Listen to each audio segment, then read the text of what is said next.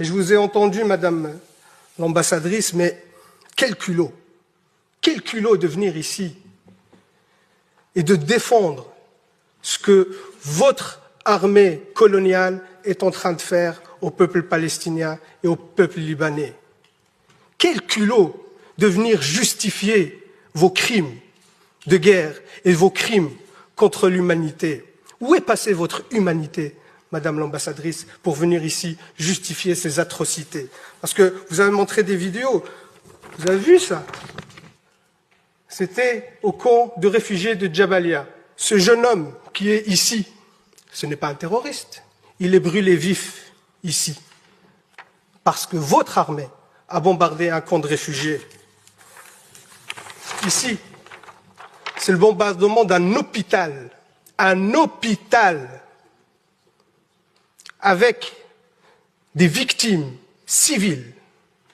Votre armée a tué en quelques mois autant d'enfants que sur les 4 dernières années dans tout conflit confondu par le monde.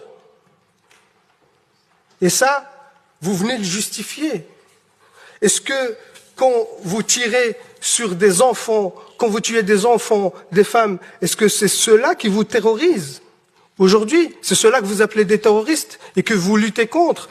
Quand vous bombardez le peuple libanais par du phosphore qui est interdit par le droit international, c'est pour lutter contre le terrorisme.